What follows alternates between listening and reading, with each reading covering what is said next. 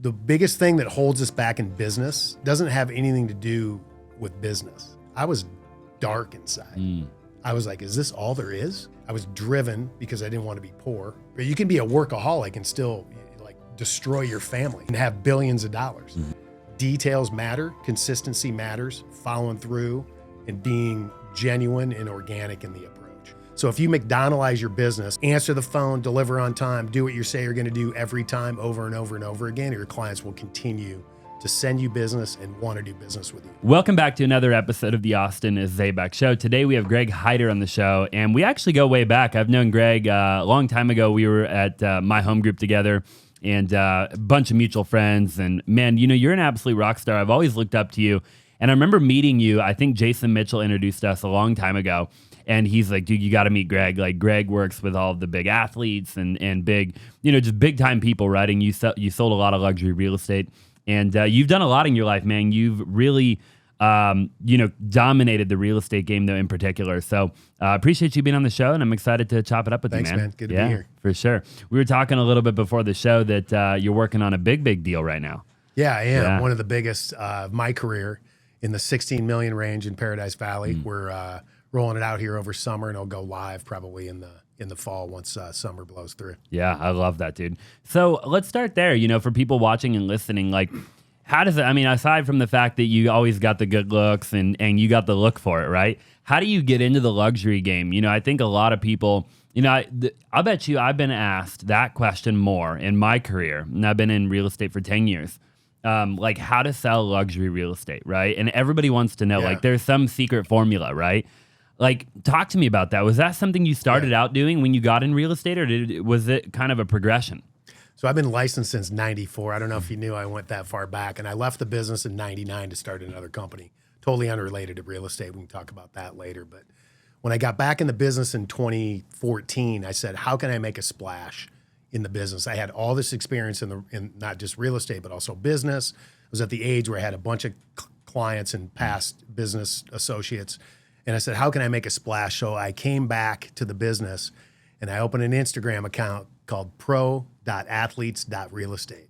And that's where it all started. That was my focus into the luxury world because I've handled some athletes in the past. I was friends with some of them, their advisors, their managers. And that got a lot of attention early on in me getting back in the business. And that was just kind of how it started. So 50% of my volume is luxury related to pro sports. And the other 50%, I call it non-luxury related, which in this market, non-luxury is $800,000 to $1 million bucks. So you know, it's a luxury experience at any price point is really what it is. Sure. Yeah. I love that story. You know, the idea that you got out, came back in, you know, created the IG, right? And then, and really you just grinded, you hustled for it, right? Why did you get out when you got out? Yeah. So in 1999, I had this business opportunity in the back of my head. And I had a family friend really liked it. The margins were great. It was easy to get into. And so I raised a few $100,000 and got into that business. It was supply chain management, packaging supply, shipping, distribution, and warehousing. And we were basically a support system for major distribution centers. Not very sexy at all, right? Not as sexy as luxury real estate in Scottsdale and Paradise Valley. So we were in that business. We built about 5 centers, distribution centers. And we were the support team for major retail distribution centers. Our 2 biggest clients were Walmart and TJ Maxx. So we supplied them with products, shipping, distribution, and supplies for their pick and pack warehouses in regional areas. Like Walmart has 100 or 200 1 million square foot warehouses nationally, and we supplied one of them, which was a huge part of our business. So we were in that business. I made a run at it for 13 years. I had a partner. We had 5 locations. We employed over 500 mentally and physically challenged adults in the nonprofit world to expand our business nationally. And I got burned out from being on the road, sold my ownership to my partner, came back to real estate in 2014, and then launched the Pro Athletes branding. Yeah. In retrospect, would you have done it again? Like, if you were to do it all over again, would you have done that? Would you have gone those 13 years and done what you did? I think I would. I really enjoyed the experience. It got me out of the real estate game, which I loved it at the time, but I wasn't emotionally mature enough in my 20s. It was a different world back then. The MLS was just going private. Marketing, internet, all that stuff was changing. And I didn't have the capacity emotionally, as we know we have to have in this crazy business. So I left the business. I enjoyed it. The money was good. I liked my clients. But for some reason, I was drawn back into traditional business. And I knew that business, that industry. I was in it before as a sales rep. Quick story. Yeah.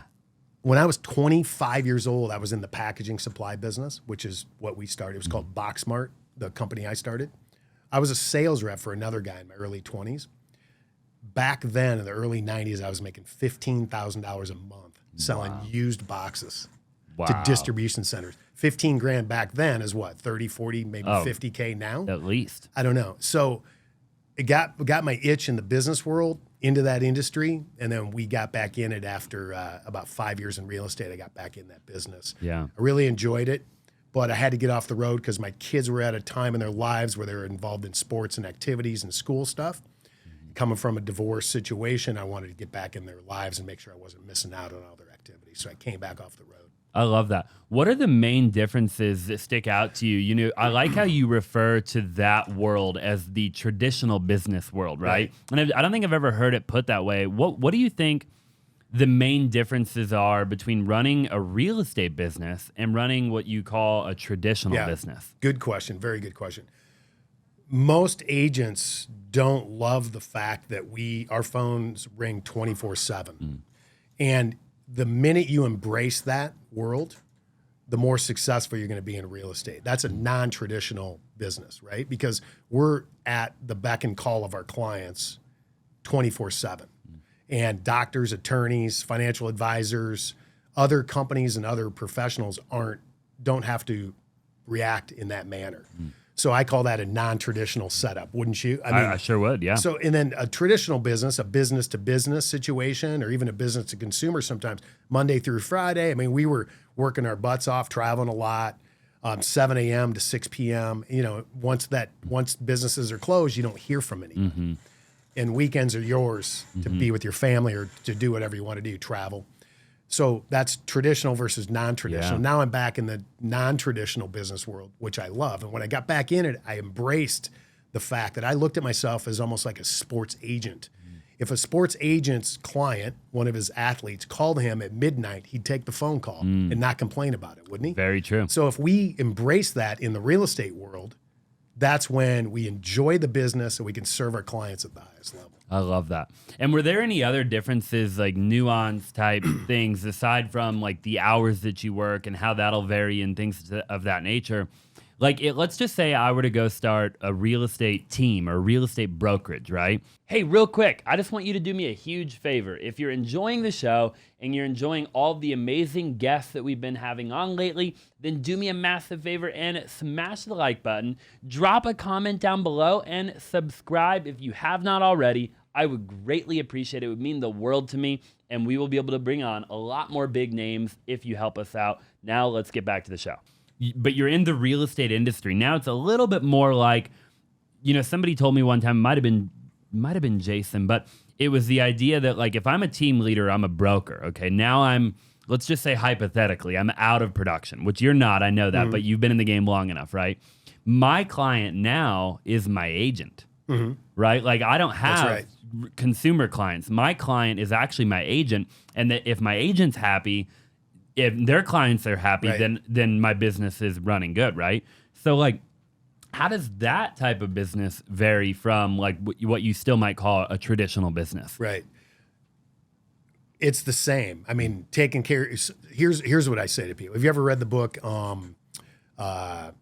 Michael Gerber, the entrepreneur book. Yeah. And when he talks about McDonaldizing his business, you know, McDonald's sells more hamburgers than anyone in the world, not because they're the best hamburgers. The reason why is because when you're a customer of McDonald's, you know the result every time you walk in the door, regardless of what city you're in, anywhere in the world.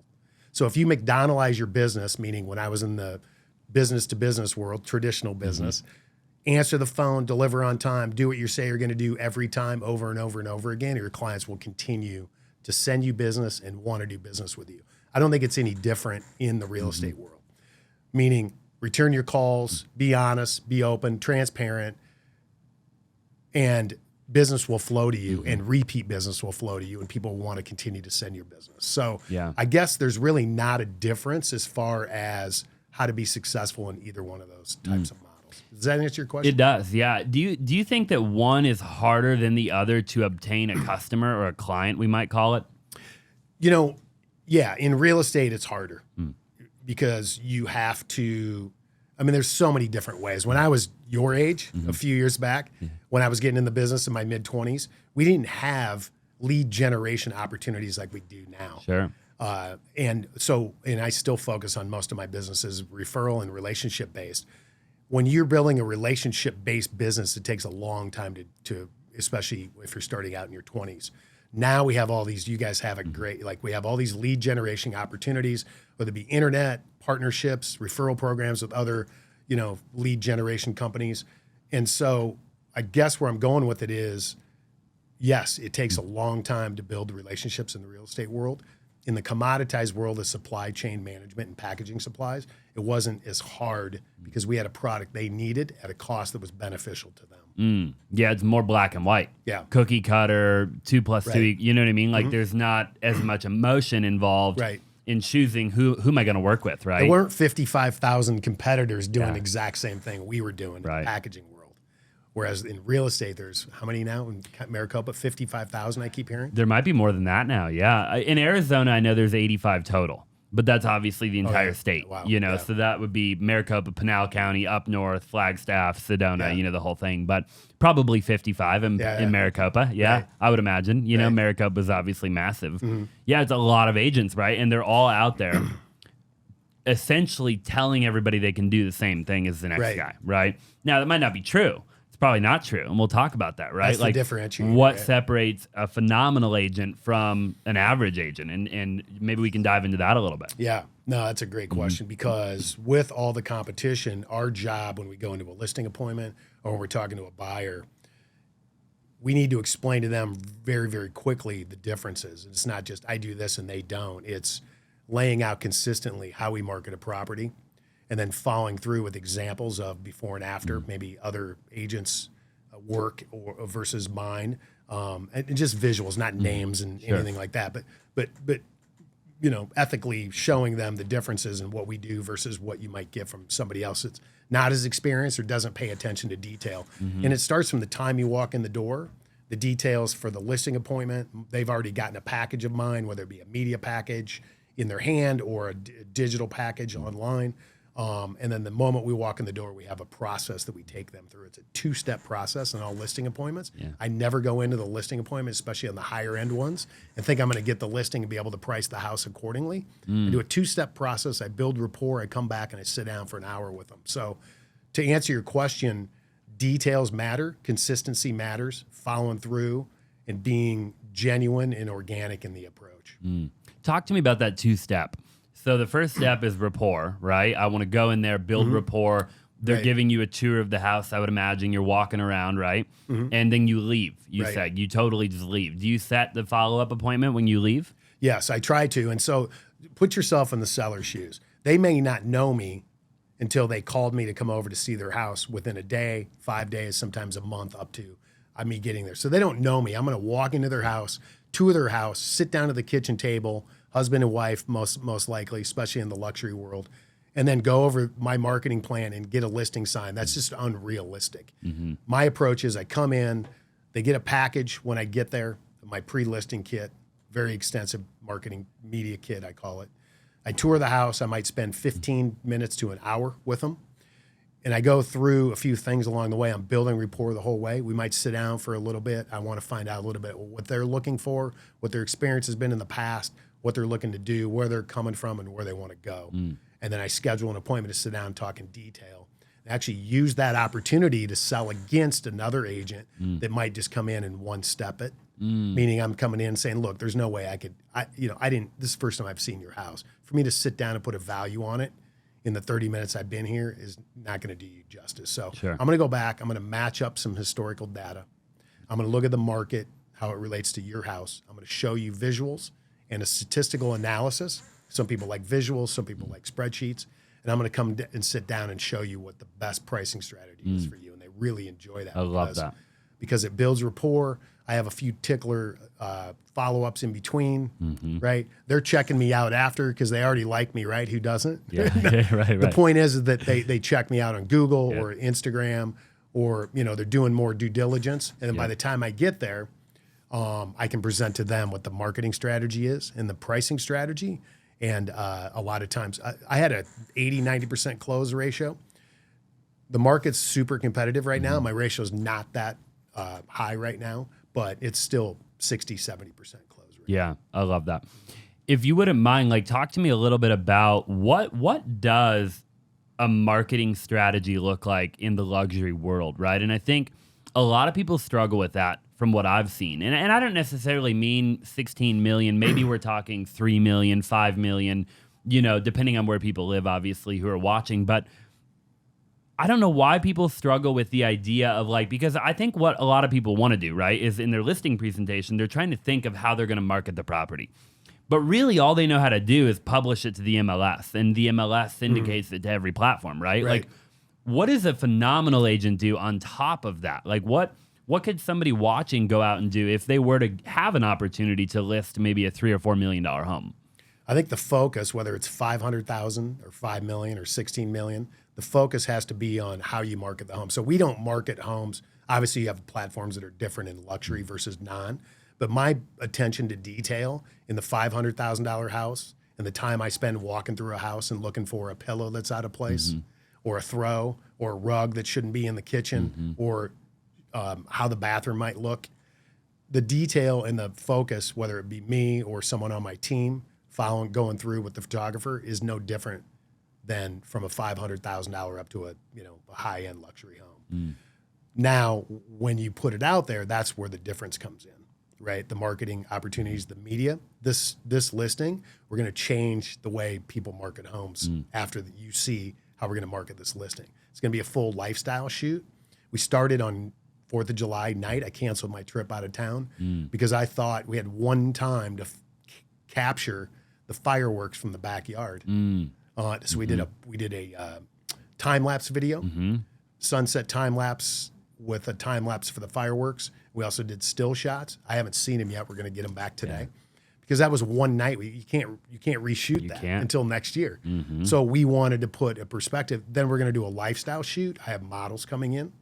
We're going to have sponsors, car sponsors, chef sponsors, wine, champagne sponsors. Sure. And so we're going to do a whole lifestyle shoot. And the reason we want to do that is because we want people to emotionally connect to the house, and it increases our reach because everybody that's involved in that lifestyle shoot, including an Instagram influencer and TikTok influencer, that's going to be the main model in that shoot as the husband. And where will all that go? Like for somebody watching. Well, I mean, just give me an idea of where it could go. Like, does physical print work anymore? Do you think, like, you see like the magazines and stuff like that? Do you think that is still something? I'm not in love with the magazine print. A lot of times we do that, just to be honest, sellers, if you're listening, to appease sellers because they like to see their homes in print. Sure. We suggest and we spend money on what we think is going to get the most bang for the buck. I mean, and not even bang for the buck, the most exposure to sell your most house. eyeballs. Right, the most eyeballs. So most of it's digital, and now that I'm with Compass and their sports and entertainment, the division that they have, it's actually an application process. So I'm in the middle of that now. Okay. The sports and entertainment division has 300 agents. About 12% of Compass's deals are done off market, Compass to Compass agents. Wow. So it's a huge network of opportunities.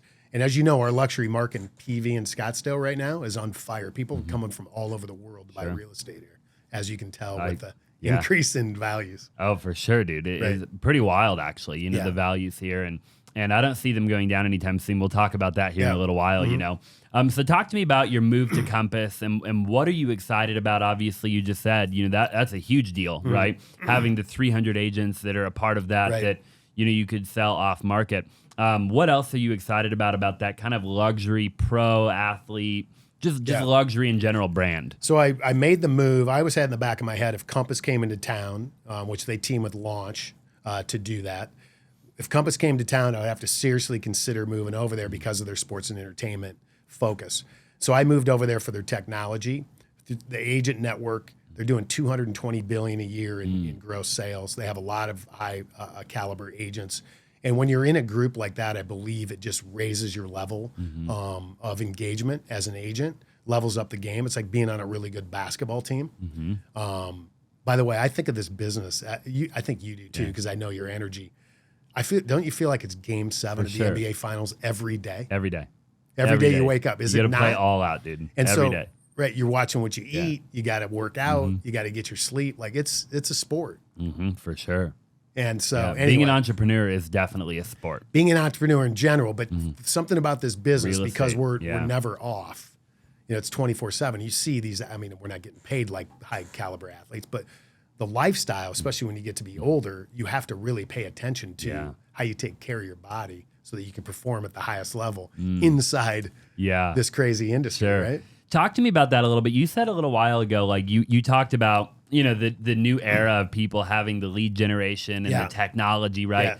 But what I love about you in particular is the fact that you said that, you know, you're mostly belly to belly relationship. You know, that is how referral, right? Yeah. And I love that. You know, I posted on. Have you seen the new Thread app, the Instagram? Playing around with it. Okay. Yeah. So I I threaded. have my daughter looking at it for me, like break it down into like X's and O's for me. You know. So I threaded, you know, like, I don't know, a day ago or whatever, and I just threaded something that I always tell my agents, right? Which is, we're not in the real estate business, we're in the relationship business, right?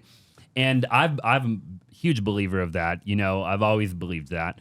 And I'm just like you. You know, I don't do much production anymore, but all the production that I did do, I'll bet 95% of the production that I did was sitting in open house, or it was me belly to belly, or getting a referral, or knowing somebody that knew somebody that knew somebody. And it was just shaking hands. Yeah. You know, talk to me about how you are able to do that. What does that look like for you? Yeah, that's a great question. You know, go back to me being in my, I think, I can't remember how old I was when I got my, maybe 25, 26, and maybe 27, your age, right? Yeah, I'm 28. And back then we had to do that. You know, sales back then was all relationships. We couldn't text people. Yeah. We couldn't email them. You didn't have an option. You know what I mean? Like we didn't. So we built skills on relationships, and so, you know, you fast forward to where we are now, and I got to give it, like, some people my age and older look down on the younger generation, and they don't respect them because they don't feel like they're getting respect back. But here's the difference. You guys can fast forward to starting from the starting line to where you are now very, very quickly. We had to wait our turn. We had to get experience. We had to have mentors that were significantly older. We had to respect our elders, as they used to say, right? So you guys can fast forward really, really quickly because of the amount of technology that's available, not just in the real estate world, but in any industry. Sure. That's why you're seeing such amazingly young professionals like yourself ramp up super quickly in their 20s. And so I've changed my mindset on that, because there was a time where, you know, I remember when I had to respect my elders. But the reality of it is I have people that I call that are your age, you know, or in their 30s. Like we're playing, you know, some people are calling me for my experience. I'm calling them because they're a younger generation and I can bounce an idea off them, whether it be technology based or relationship based. Sure. And so once you open up your mind to, look, we're all in this together. Yeah. I got something I can learn from you. You know, there's something you can learn from me, and we're all in this together. I don't care about age, because there's super successful people in every industry in their 20s, and you no longer have to wait your turn. You can just go for it. You can, you know, but I do think there's something to be said, though, about your generation and your ability to get belly to belly and to build relationships. And it's something that I actually got really good at a young age. You know, I grew up with my grandparents. And growing up with your grandparents, you know, you learn the old kind of school way of doing things, you know. And my grandpa was a big, you know, shake the guy's hand, like, you know, meet people, right? And give people value. And, you know, so I learned that at a young age. And honestly, I wouldn't have gotten, like, it was the combination of knowing how to do that, right? Like what you do really well, and the new era of implementing technology and kind of combining the two, right? And what would you say to the people out there? Because I think there's a demographic of people who, as a result of being born in my era, never had the ability to get good at building relationships and like putting themselves out there, going out to the restaurant, sitting at the bar, talking to the guy next to you, talking to that guy over there. Like how does somebody get good at that, right? Like how did you get good at that? Obviously with practice, but if you were to give somebody that lesson, how would you do that?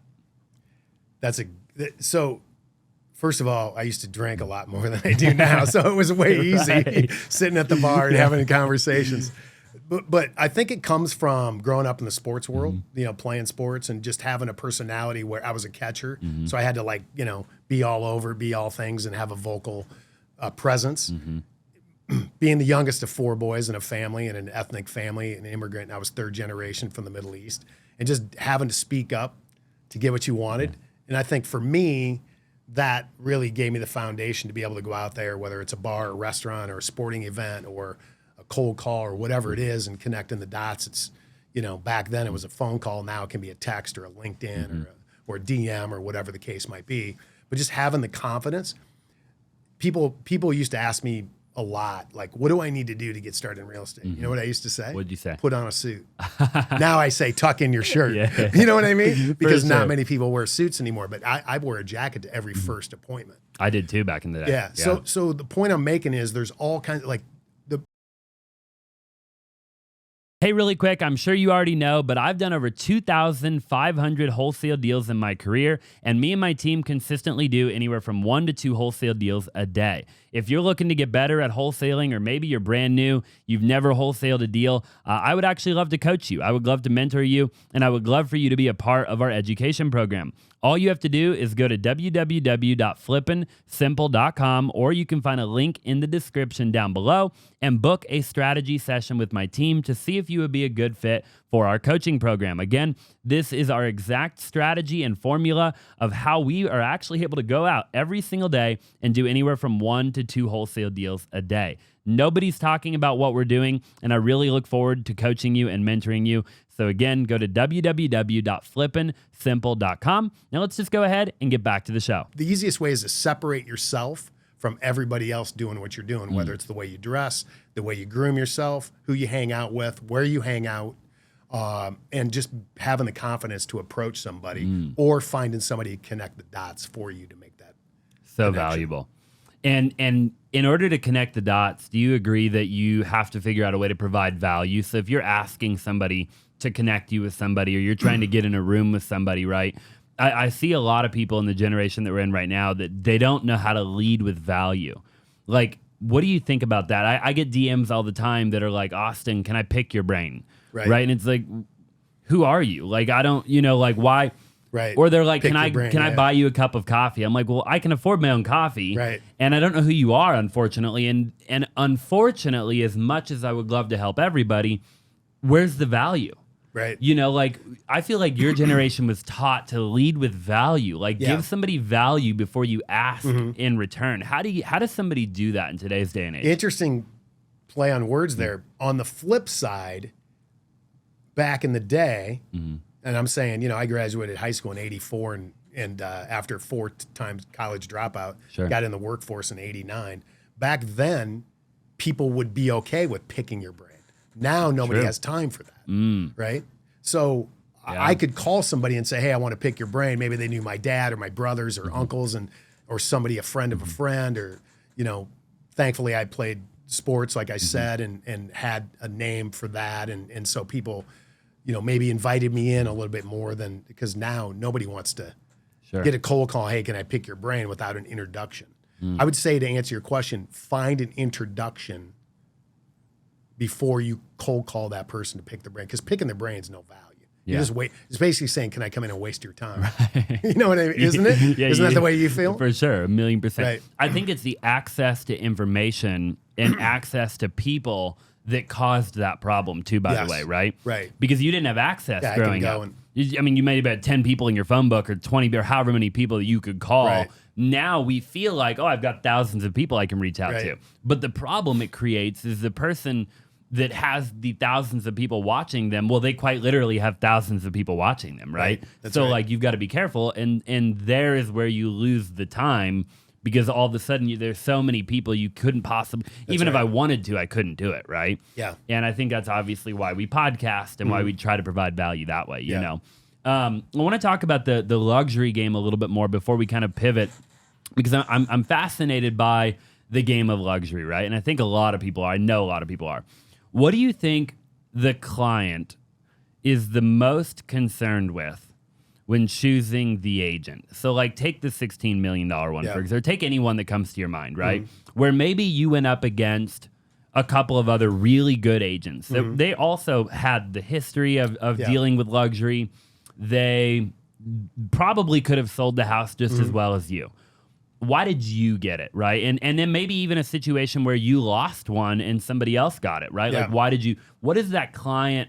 What's the deciding factor for the client in that world? Yeah, that's a great observation, because like, I don't even know if I know. I just know what I do to get it. And I don't, like I said, I don't get them all. And there's luxury agents that do way more production than me. I focus mostly on the experience. Almost, I always say I'm more Nordstrom focused than Walmart. So I don't do huge transaction count, but I focus on the client. So when I focus on the client, what I believe they want, what I try and provide is communication from day one, because you're walking into their lives.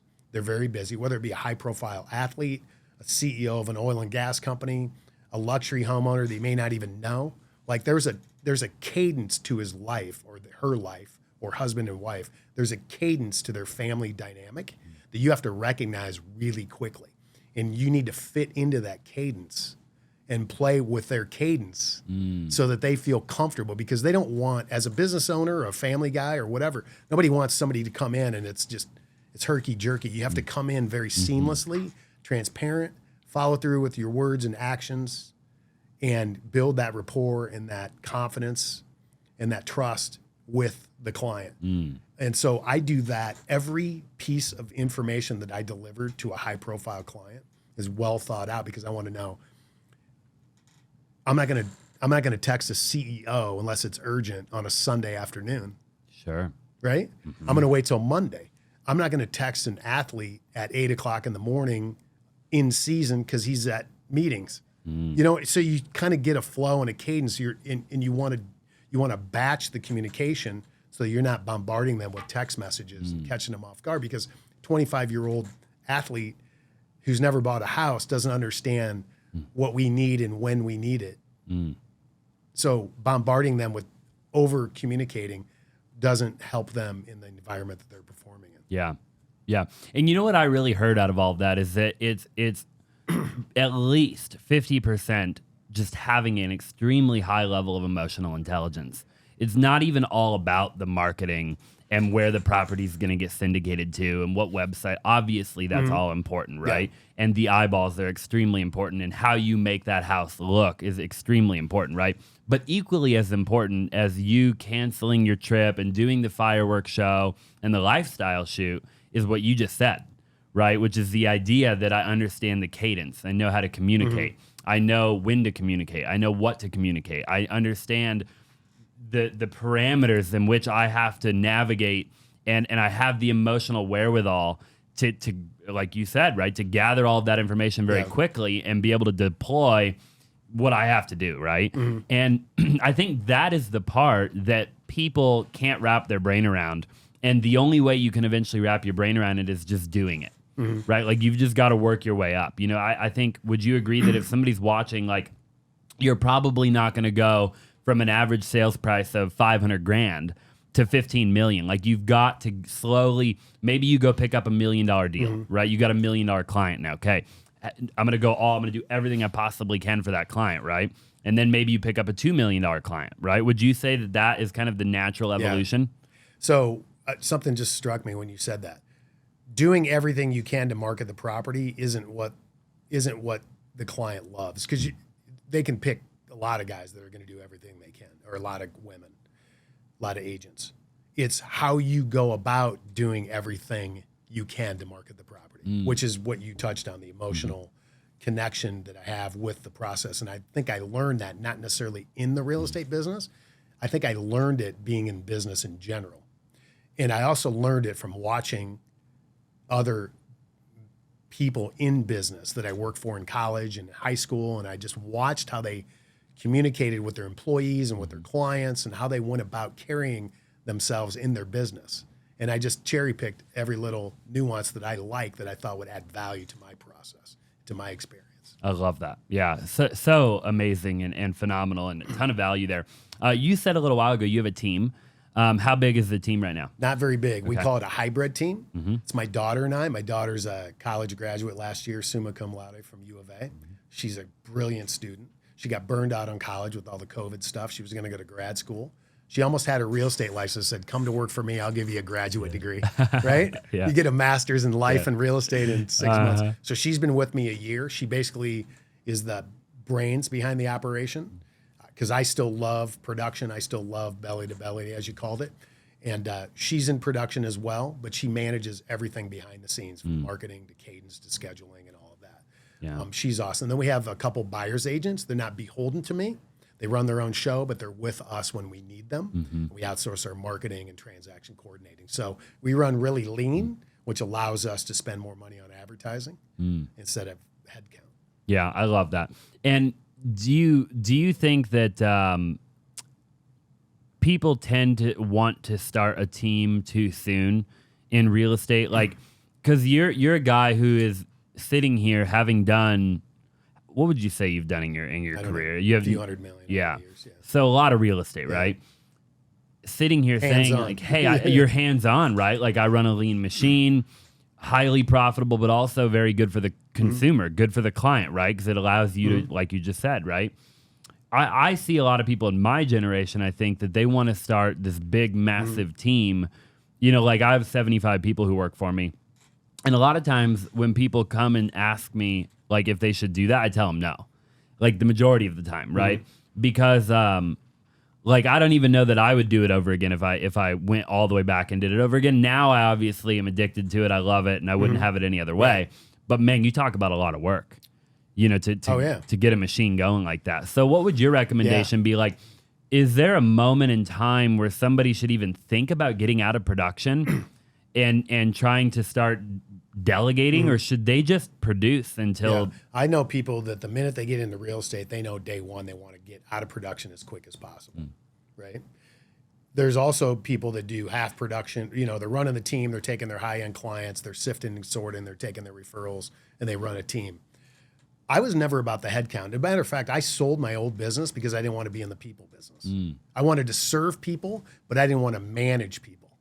So at the end of the day, when we had 50 employees and 500 nonprofit, headcount that we were managing. We had 13 nonprofits that we had to communicate with. At the end of the day, we were in the widget business, but we had an HR department, right? Sure. That we had to run. So I didn't love that part of it. So when I got back in the real estate world, I tailored my approach to being in production. So to answer your question, I think it's different for everybody. I love production because I love creating the experience for the client. Not everybody loves production. I think it would be hard to be in production if I didn't do some luxury or have a focus in the pro athletes world, because that levels the game. But I think everybody's different in when they can do. I would say go learn the skill set. I'd say be in production if you're just getting your license, be in production on a team for the first year, maybe two, depending on your age and your experience in the business world, and then decide you're going to continue with that team. You're going to find a niche on that team. Maybe it's being management or supervisory role or whatever roles you guys have. Yeah. Or are you going to branch out on your own and start your own team, or just be solo and be in production, depending on what what you like to do. Yeah. Everybody's different. I agree with that. I think that people, it's not one thing fits everybody, right? Like people really have to figure out what's right for them. I think 1,000,000%. What do you think about the future of the real estate agent while we're on the topic? Yeah. And the real estate I will tell market? you something about teams. The best agents, even in the luxury world, I could pick out the top 5 agents when I've gone to show their listings. They've always been there. So there's people that are doing, like, the top 5 luxury agents in the city are still hands-on managing their own listings, their own clients, and showing up in person, even on first showing. You almost have to in that world, right? In the high-end world. Right. If they have very skilled team members or associates, they're not just showing agents. They know the nuts and bolts of the industry. They know design. They know how to show a house. So it's a different level as far as when people get out of production when they're in the luxury world. Yeah. Which is fascinating, right? The luxury world is it's truly a fascinating world when you really think about it, you know. It is a different world than, I know you say that you'll do the same thing for a $500,000 home as you will a $15 million home. And Not I love the same that. thing, the same details. The same attention to detail, right? Yeah. But it is a totally different world. Mm-hmm. You know, the people are different. Everything about it is just totally different. You know, I think it's a fascinating game. Yeah. I could see why. I can see why people want to play the game, you know. Well, and you have obviously all the TV shows that glamorize the luxury world, right? Yeah. You know, $1 million. I wish it was that glamorous. Yeah, right. I think what's the one on Netflix, Selling Sunset? Right. They do a good job of like showing the actual, you know, crap, I feel like. Right. I haven't watched too much of that one, but I don't know about the dress code though. I know, dude. Yeah. Dressing matters, you know, while we're on that topic. When you said a little while ago, you know, when I got into real estate, I always wore a suit. Like 100. Yeah. If I had an old client of mine, like the only way I would go produce right now is if somebody from my past called me and said, "Hey, I need your help," right? Then I would go take the listing, right? And that could happen, you know. Right. And if it did happen right now, you better believe I would go home and I would put on a suit. I would take whatever car I own at the time. If I always typically have multiple cars, I'd take the nicer car that I own and I'd drive to the listing. Cleanest, yeah, the nicest. You know, you always present well, even sure. even you know, in a golf shirt. No, you look awesome. Well, but you know, I think it's just so important, right? You said a little while ago, do what you can to separate yourself, right? And when I was a kid, not only was I young, I had a lisp, I still have a lisp, I was young, you know, and for me, I have my work ethic going for me, right? I knew that nobody was going to outwork me, you know, because I didn't have any responsibilities. I could just outwork anybody, right? Yeah. And but to your point, I dressed the part. I drove the right car. I was lucky. Thankfully, I could afford to drive the right car, right? And I over prepared for everything. I mean, I over delivered, you know, in everything that I did. That's right. Right. Over delivery is a big huge. key. Yeah. And you know what's funny about all that is anybody watching can do everything we just talked about, right? Like it's not. Because a lot of times people watch this kind of stuff, I think, and they pick out the reasons why they think they can't. Right. And it's like, no, you can, you know? So it's funny you say that. I'm a big human behavior guy. I study it a lot. I think what holds people back in business, including me, like I study human behavior not to study other people, to study me and other people. The biggest thing that holds us back in business doesn't have anything to do with business. It has to do with what's going on inside on a subconscious level. I don't want to get too deep into it because that's a whole nother podcast, but what holds people back in any level is what's going on inside of them. It's their old, tired story. It's the subconscious blueprint that we grew up with from the time we were born until about 7 or 8 or 9 years old.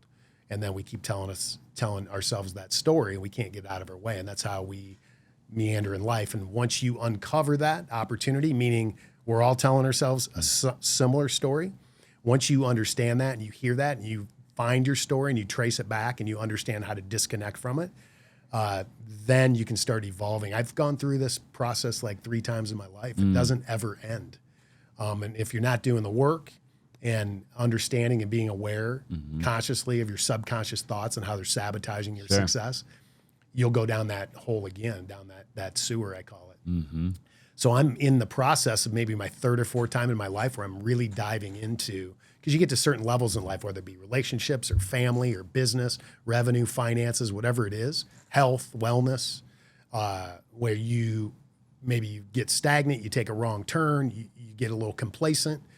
Your business suffers, your relationships suffer, whatever it is, all at once or a little bit at a time. And if you're not consciously focused on what's going on inside that's holding you back from where you want to be, how you want to feel, I think we can go down that road really easily. And the older you get, this is a warning for you, the older we get, the quicker it happens. And probably the harder it is. And the more likely that it happens. Right? Because life gets heavy as you get older with kids and colleges to pay for and businesses to sustain, health to watch over, right? And we can't do the same things. I'm older than you. I'm not even going to say I'm over 40. Let's put it that way. Right. You don't look it. I'm also over 20. Right? Yeah. You don't. But anyway, that's my I could read all the business books in the world and sit in all the seminars. But if I'm not in tune with what's going on with me, or you're not in tune with you, you're not going to get to the level you want to get to. And then here's what happens. When I was successful in the other business, I was lost. I got to the end of the road making all this money, sold the company, had all these employees, accomplished what I wanted to accomplish on paper. I was dark inside. I was like, is this all there is? Hey, real quick, I don't know if you know, but I actually wholesale real estate nationwide, and I have buyers all over the nation looking for incredible deals. So if you're a wholesaler and you locked up a deal and you're struggling to find a buyer, I would love to partner with you up on it, and I would love to help you sell it. All you have to do is text me 480-418-5339 and just let me know that you have a deal that you need help selling. Again, the phone number is 480-418-5339. Let me know that you have a deal, you want me to bring a buyer. Somebody on my team will reach out to you right away and we will help you get it sold. Now let's just go ahead and get back to the show. Coming from an immigrant family, living in a 900 square foot house with 4 boys and 1 bathroom, and then having those successes and saying, I don't feel any of it, I need help. That's when the process started for me. I was about 39 at the time. If you wouldn't mind, I'd actually like to talk about that for a minute because let's do it. I love going deep, and if we could go a little deeper on that, I'd love it because I feel like, first of all, almost everybody I've interviewed, same type of story, right? And it's just so fascinating to me, right? That story is so congruent with everybody that I sit down with, right? From all walks of life, in every industry, right? That people, and even me at the young age that I am, I've already had a couple of the roller coaster rides because I started so young, I started my first company when I was 9, So here you are, you achieve everything, right? On paper, like you're talking about. You come from the immigrant family, 1 bathroom, right? To 4 boys. 4 boys, no sisters. No. 4 boys, to achieving that world, right? What was going through your head at the time? Because I feel like a lot of people hit that fork in the road where it's just, it was the feeling like a void, like almost just like a numbness to life. Like what else is there? Like why? Describe that. You hit to it me. on the head. Yeah. It's a numbness to life. It's a numbness to life and not really identifying why you're doing what you're doing. I just knew that, by the way, this is not an indictment on my family or my parents. We grew in a very loving family. My parents were married 57 years, no abuse, no alcohol, right? We always had clothes on our backs. I lived in a neighborhood where the richest kids went to our schools and the poorest kids went to our schools. And they were all at my house, regardless of color, because my parents were home and we had food on the table. So I don't want it to be an indictment on my family. The reality is I didn't have my first new pair of shoes until I was in high school. We used shoe goo to cover up holes that I got hand-me-downs from my older brothers. I never wanted that for my kids. And so that's what drove me to not have to worry about who's getting paid and when, that we had food on the table, that I had a nice house, a nice car, we got to take trips. And I got to provide for my kids. One of the biggest goals I had, and I'm accomplishing it, which get my kids out of college, wherever they wanted to go, debt-free. So they've contributed in that because they get scholarships. But so my point is that's what drove me. But at the end of the day, I didn't understand it. I needed to define it a little bit more because at the end of the day, I'm passionate about that now. But when I accomplished it early on, I felt like that was a dead end because I was just trying to cover up some of the past. And when I started doing the human behavior work and understanding who I was and what drove me and what repetitive behaviors held me back, I was able to liberate myself and live freely in my business, in my relationships, financially, emotionally. I call it the quadrinity: emotionally, spiritually, physically, and intellectually. So intellect is your mind, physical is your body, emotionally is, some call it your spirit or your heart, or your heart, your emotions, and then spiritually, or it's the gut feeling, the heart, or the spirituality, whether it's religious or non-religious. So if those 4 things are working together, then you can have a peaceful life and still accomplish whatever you want to accomplish financially. How did you discover that? Like at what point in that season of life, right, where you have that numbness to life of like, I just accomplished everything I set out to do. I Right. really don't know why I'm doing it anymore. Like because I feel like I've been there. And again, almost everybody I've sat with has been there. So what did you do? Like, how long did it take you to figure it out where you kind of like had that aha moment of like, Yeah. you know, like, was it a program you went to? Did you go to a seminar? Like, how did that happen for you? Two things happened in my life about 20 years apart. One was when I was 17. I got invited to a regional professional baseball tryout from the Cincinnati Reds. I was a junior in high school, summer junior, senior year, I believe. I was drinking a lot and partying a lot, extracurriculars. Yeah. And I showed up to that tryout hungover and probably still over the limit from the night before. At 17 years old, junior in high school, and I botched that tryout. Who knows where it would have gone? It's a way to get on their radar to see if they're going to draft you once you're a senior. I botched it. Fast forward to my business career after that. After that, I had this successful company. I was driven because I didn't want to be poor, and I wanted to provide for my kids, but I didn't know why. I mean, that's just surface stuff. Anybody can not want to be poor, but really, what is the connection inside? If we're driven by not wanting to be poor or having enough money, whether it be cars or houses or lifestyle extravagant, whatever it is, or savings, however you define it. But if we don't actually connect to it spiritually, emotionally, connect to it as to why, like inside of us, whether you're hugely successful or hugely a failure, it's the same result. Because it's a dead end street regardless. But you can be a workaholic and still like destroy your family and have billions of dollars. Or, so finding that balance, I believe. So fast forward to the end when I had the company, I was blank. I was getting ready to sell to my partner, sitting down with a friend of mine from high school. Her and I remained friends over the years. I was in LA because our main facility for the company was in Los Angeles. I was telling her my story. I feel blank. I have all this success. I don't feel anything. I'm married. I don't even want to be married. It's nothing against her. I just feel like I can't contribute. And she told me about this retreat that she went to. It's called the Hoffman Institute. And she told me about it. And this is early on. This is 2006, 5 or 6. Early on in the, I call it a new age kind of spiritual mindset that a lot of us have now, even the younger generation.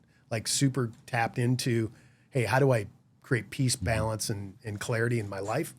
I had never heard that before. I'm 39 years old.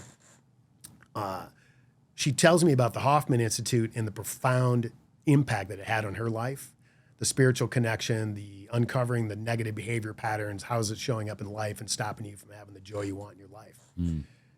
And literally, I went home. We were at dinner in LA. I went home, went to my hotel room, got up in the morning, sobbing on the floor, right? Who says grown men don't cry? Sobbing on the floor in a happy way, knowing that I'd found an opportunity to get some help. So I called the Hoffman. They're in St. Helena. It's outside of Napa. They have their own campus. They've since moved, but there was this. So I called them, put down my deposit, and 10 days later I went to the retreat. It was 8 days experiential retreat on site. No cell phone, no internet, no outside connection to the real world. Emergency phone only. And so I went there and just immersed in this process of uncovering who I was, what the negative behavior patterns were that led me to where I am now, connecting the dots, disconnecting from it. I mean, it was intense. Wow. It was like a whole rebirth. About day 3, day 4, it's like a rebirthing process, non-religious. It's a spirituality, so it can be any religion you want. It's like super general. Amazing people. Here's the hidden gem. Are you okay? I love this. So you go in, first name only, no last name, no career. You don't tell what you do, Really? why you're there, anything. You save that for later. And so we created these bonds and these relationships because you take out the clutter, the internet, whatever it is, cell phones, family life, and you get to meet people first name basis only. And fast forward to the end, you stand up in front of the group and tell who you are and what you do. And there were people there, like one of my best friends who I still stay in touch with. It just sold, and back then it was a lot of money. Now it's like you throw out $50 million. It's like a drop in the bucket. It feels like, he just sold his company for $50 million. His marriage is failing. He was lost. He was 40 years old and didn't have, like, he had every toy in the book, but he just was dead. He was numb to the world, just like you said. So we're all there for the same reasons, regardless of the financial situation. There's actors there. There's athletes that go there. There's just normal business guys like me that go there, and we're all there for the same reason. We all bonded in a way that you never really bond with people. But you work on your stuff. There's like 30 or 40 people per class, and you have an instructor, 1 per 5 people, and you just dive into your shit and you get it done. Wow. You figure it out. Dude, I love that. Yeah, it's so interesting that you bring that up. I'm big into like personal development, right? I don't know if you've heard of the Landmark Form. Yeah, very similar mindset. Okay. Different process, and the way that the difference is ours was on site. You don't Which get to I go love. home. Which I love. Right? And by the way, do they still do it just exactly the way that you described it with the Hoffman? Bob Hoffman created the curriculum in Really? the 1950s. So it's still 8 days. Yeah, I think it's on-site. 7 nights, 6 or 7 nights. Okay. You leave on the 8th day. But it's still roughly the same. No phone, no internet, that whole thing. Now that's a suggestion. Most people abide by that. We didn't have anyone leave in our group, but some people leave. Justin Bieber actually left on day 4. Not in my group. Yeah. A few years later, like he would have been like, I think it was about 5 years ago. He drove up and they dropped him off, and he was there for day, because the first 3 days are the most intense. Once you get past day 3, then you're into your new kind of clarity and mindset. Sure. And the 4 days are just liberating. Yeah. But the first 3 are tough, and he left after day 3. I wonder why. Yeah. He just couldn't. He didn't want to. He wasn't ready to work on his shit. Yeah, for sure. Well, the reason I bring it up is because I've done the Landmark Form 3 times. I did the basic, I did the advanced, and then I did the leadership. I've also done, I don't know if you know Joe Dispenza. Oh yeah. Dude, I'm all into his stuff. So I did the advanced retreat about a year ago, about 6 months ago. Did you? Is that the 7-day? The 7-day advanced. Wow. Yeah. 14 hours a day, every That's day, awesome. or 12 So you're hours. into it. See, that's my point about really into it. We didn't have access to this when I was your Yeah. age. And so But kudos to you. I love man, the for- Hoffman idea. I'm really interested to actually look it up when I get out of here, because I've always kind of wanted one. The Joe Dispenza, I think, was the closest to, you fly somewhere, right? And you're in a hotel room. And it was the closest thing to like being disconnected that I've done. Landmark, when I did it, they were here. Right. They had a location on you're Frank driving Lloyd there, Wright. you go home. I go home. I loved the curriculum, right? And my fiance actually just did Landmark virtually. And I'm glad she was able to do it. But I even told her when she was doing it, I said, man, I wish you could go in person, But they got rid of their location in Arizona and whatever. But I've been kind of hunting for like a different version of what I've already done, like, because I want to do more. You would love Hoffman. I believe Hoffman, from what I know, I haven't done Joe's course, but I feel like his kind of new modern version approach and the Landmark, I would say they're like a hybrid of it. Yeah. And then you go immerse yourself 7 days up in Napa Valley. They move their location. I don't know where. I'll get you the info. Yeah. Yeah. If you're into that. Oh, man, I would love that. Yeah. Yeah. Because every so often, even me, I think the amount of like probably once a year, like it's really healthy for somebody like me, and I'm just very aware of it, to completely disconnect. Yeah. But I don't do that on a normal vacation. I say I'm going to, and I never do. I end up going on a normal vacation. I take a couple shots at tequila, and the next thing I know, I'm working, or whatever, right? And I'm not unplugged. I'm just not disconnecting, But there's something about the mentality of going into a retreat like you're talking about, right? And anybody watching, where you go into with a completely different mindset of like, hey, I'm going to completely disconnect. I'm here to actually make real change and come back a different person, right? Because no matter what, we all have stuff that we have to work on, right? And we have bad habits, and we have addictions, and we have things that aren't good for us or healthy for us that we have to figure out a way to separate ourselves, just like you're talking about. Yeah. So I love the Hoffman That's thing. awesome. Yeah. So once you did that for the first time, would you say, did you ever do it again, by the way, or did you just do it the one time? You can't do it again. Really? Because, you can't redo the main course again, but you can do what they call like a graduate program. I forget what they call it, but it's basically redoing the last 3 days because you can't redo the burial. Sure. Because you're basically you did the burial. You're burying your old self. You can't once you're buried, you gone. can't dig it up. You can't so you can redo like a 3-day weekend. I've done that twice. Okay. Yeah. And do you think that was like pretty valuable? It was not as impactful because you sort of know what's coming. The impact is, just surrendering to the process, not looking ahead in the workbook, not questioning anything. I mean, I think that's a lot of, Huge. just letting go and saying, look, I want to define who I am and what I am and get a little peace and balance and freedom. By the way, there's a guy, Peter Crone, Peter Crone? I do. Yeah. So he's like a new modern day. Yeah. Just like Joe. Sure. I'm eating up Joe's. I bet you I've listened. There's 3 1 hour, right around an hour talks that Joe does, Spotify or podcast. I think I've listened to all 3 of them 10 times in the last 30 days. Dude, I love that. Yeah. It just brings it to the forefront. And here's the biggest thing that I learned from him. All of the stuff I knew from Hoffman and all the work that I've done and the studying I've done for human behavior, the one thing he brings to the forefront is the behavior is cellular. It's like in our body. Yeah. It's our body reacting to a repetitive behavior that it knows so well, it tricks your brain into think it's going to happen again. So you go into protection mode. It's like fight or flight at the deepest level. That happens in business, right? It happens in personal life. You could sabotage a relationship. All the time. People do it all the time. Yeah, right. I loved Joe. If you're big into meditating, you would love the advanced retreat. It is on another level though. On the final day at Joe's, you wake up. There's multiple days. I'll just real quick. There's multiple days that he wants you in the ballroom at 4 a.m. And you got done the night before at like 8 or 9 p.m., right? So he wants you back in the ballroom at 4 in the morning. And on the last day in particular, you're back in the ballroom at 4 in the morning, and you do a Now, remember, you're in a ballroom with 2,000 people. The doors are locked, okay? So when you do meditations with Joe, if you, for any reason, have to get up, you can't come back in the room. Like, you're done, right? So you can't leave. There's no moving around. Right. There's no leaving, right? There's no making noise. I mean, you're meditating, right? And the final meditation that we did was I want to say it was a 6-hour meditation straight through. Wow. Yep. You sit down on the floor and the lights go down and the doors get locked and you put your AirPods in, right? And it's a live. And he's talking you through that. I think maybe no AirPods for that one. He's mic'd up. Oh, okay, yeah. You can't see him. He's on the stage, right? Where he's sitting down on a couch or whatever. And he's doing the live meditation 6 hours long. And dude, it's on another level. I mean, you think... You can't run from your shit in a 6-hour meditation. And you the whole time, you get about an hour in and you start getting uncomfortable, right? And you got to bring it back. Like, you got to keep bringing it back. Like, I'm going to bring it back. I'm not going to let my body win, right? Your body wants to get up. Right. Your body's like, I got to get out of here. Like, I'm claustrophobic. I got to get up. My back hurts. My leg hurts. I'm losing blood flow. And, it's just a wild thing. Yeah. Yeah. But really cool, though.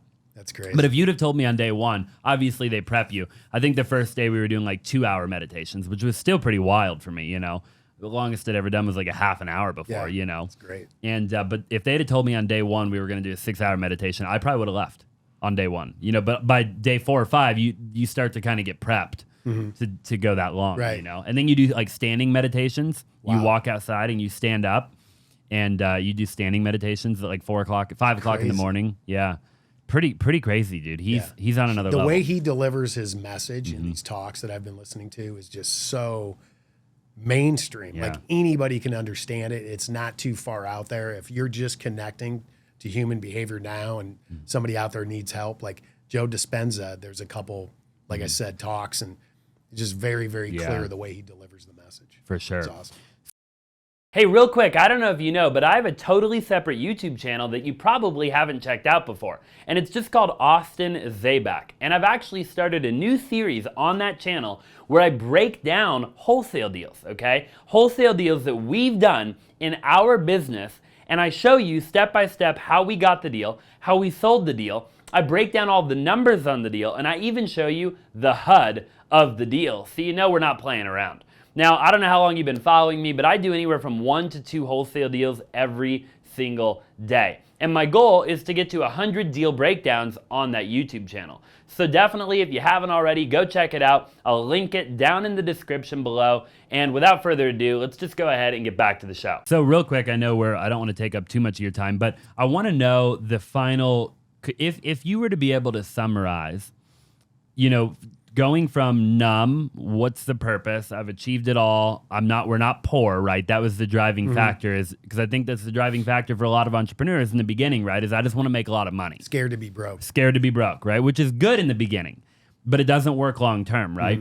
So if you were to try to explain the realization after the Hoffman and the burial and the you being enlightened, right? Like, okay, what is that new purpose? Like, why? What started to excite you when you turned the corner? Yeah. I think just getting rid of the clutter and understanding the clarity. You're so clear, like the leaves on the trees look different because you get rid of the bullshit. So moving forward for me, it was really surrendering. And we didn't use the word algorithm back then, but I liken it to like surrendering to the algorithm of life. And we control the algorithm of life, right? Just like we control what we're seeing on TikTok or Instagram, and that algorithm dishes something to us based on our behavior. Sure. So really knowing what our behavior is going to generate in our life, in our algorithm of life, and just going with the flow. Not everybody's going to follow us. Some people are, some people aren't. And I say this story a lot. I've been watching, I don't obsess over my Instagram followers, but something I found that I think is true in real life, not just in technology. When you go to Insights on Instagram and you see who's followed you and unfollowed you, I looked, and I'm putting out way more content in the last 6 months than I ever have. I started paying a little bit of attention to that, like who's, consuming my content. What does this actually mean? And this is where I came up with the algorithm of life analogy.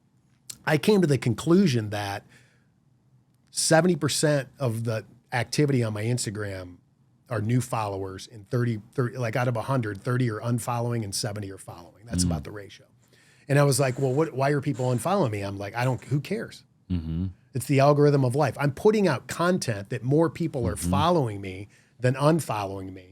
It's the same as walking into a networking meeting or a business group or with your team. Some employees might come in here to apply to work with you, and some may not be the right fit for you, for them or for you. So the algorithm of life, just embracing it, not trying to control it all the time, not trying to dictate every step of the way, putting it out there because that's what we want as an individual. That's what's best for me, my family, emotionally, spiritually, physically, and mentally. And just being okay with who's going to be with you and who's not going to be with you, and just letting it unfold. I love that. Yeah.